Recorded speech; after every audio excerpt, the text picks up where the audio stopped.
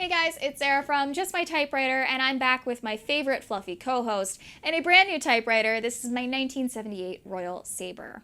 Now, if you know anything about me, you'll know that I have an antiquing problem. I go antiquing a lot. It's a really fun pastime for me, and I've just grown up doing it and really love it. A lot of my local antique stores also host estate sales. Now, estate sales are where a company comes in and gets rid of everything in your house or estate. So there's a lot of dishware, clothing, books, kitchen utensils, and in my case, there's a ton of typewriters. So I was out antiquing with my mom one fateful Saturday morning, and I kind of got skunked on the typewriter front. Nothing was really there for me all day, and the last antique store we went to was hosting an estate sale.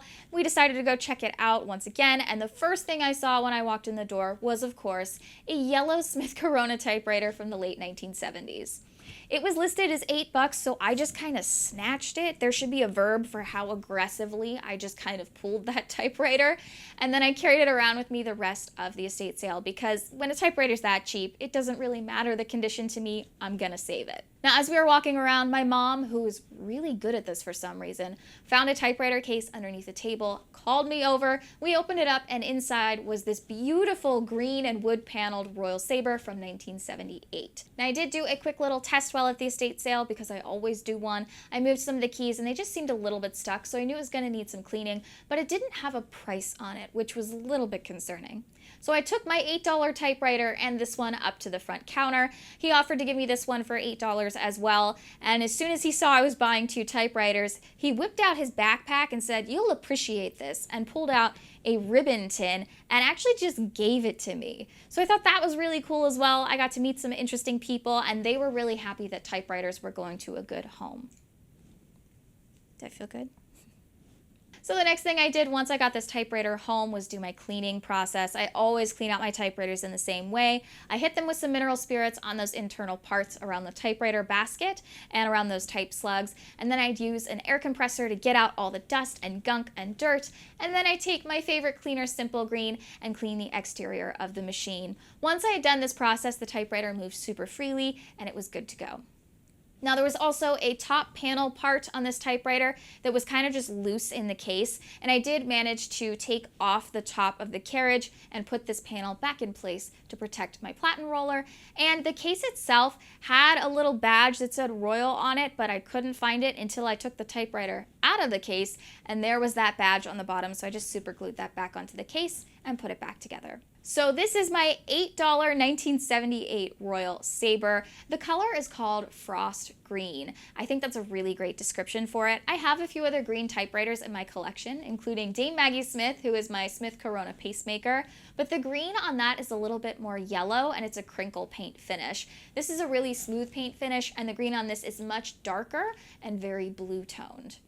I think it's a really pretty color, and I adore the fake wood paneling on the front. It's very 70s inspired. I was actually talking to someone else who also has a Royal Sabre. We decided they look like station wagons. So the Royal Sabre is actually the similar body design to the Royal Custom and the Royal Safari, which you've seen on this channel before. That's my antique gold Royal Safari that types in script that I got from Chicago. They're very similar body designs. So in 1963, the Royal Futura, which is one of my favorite typewriters, actually got moved into the Royal Safari. And then in 1978, the Royal Safari model was actually replaced by the Royal Sabre model, which is what this is. And they started being produced in Portugal. That's also the year that the Royal Aristocrat was discontinued, which I'm not mad about because I don't like the Royal Aristocrats. Love the Disney movie, not so crazy about the typewriter. Now, this has all the same functions as my Royal Safari as far as I can tell. The one thing I do notice about this design-wise, which I kind of like better, is that the sides on this under panel are a little bit lower and not as steep as the Royal Safari.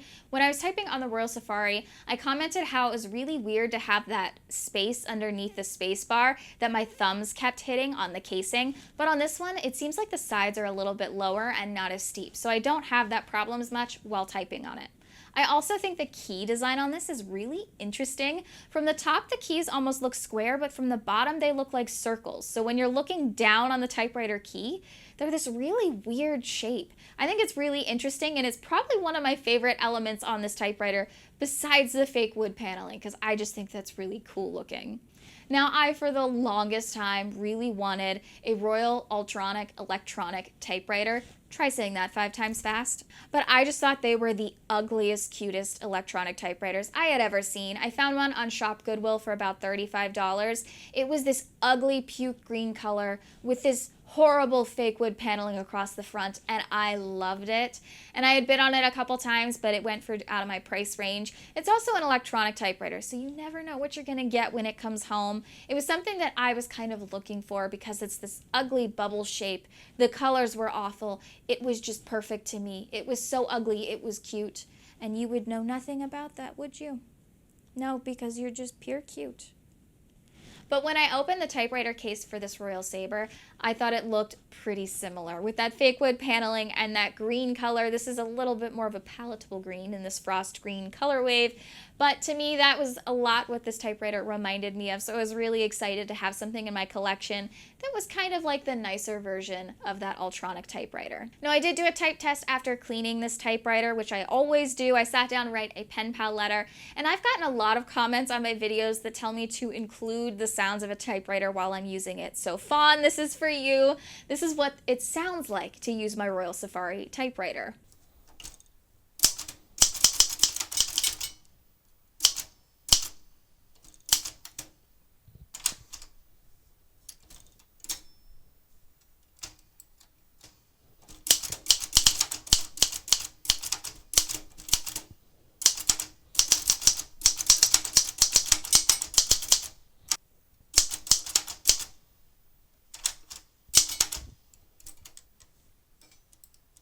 Now, as I was using it, I did notice a couple keys were still getting a little bit hung up while typing. The G key and the T key were still having a little bit of trouble coming back down after being engaged. So I did go back in with some mineral spirits and clean those up just a little bit more. And now the typewriter works perfectly. Typing-wise, it's not the heftiest machine in the universe. I definitely prefer some of my other portables, but I just can't get over the aesthetics of this machine. It's just the weirdest thing, and I love it. I did decide to name this typewriter, and I went with Ferdinand because that's the name of a former royal from Portugal, and that's where this typewriter was made. And also, it kind of reminds me of Ferdinand the Bull, who just wanted to sit and smell flowers, and I feel like this typewriter would sit and smell flowers under a tree somewhere.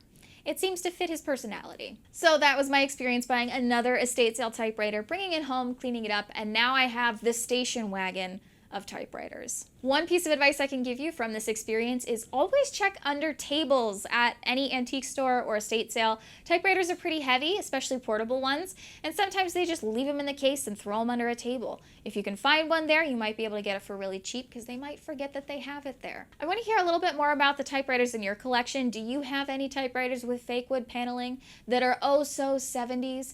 I feel like we hear about a lot of typewriters from the 1950s and 40s, but I never see any typewriters from the 1970s. And I just think the designs of them are crazy looking.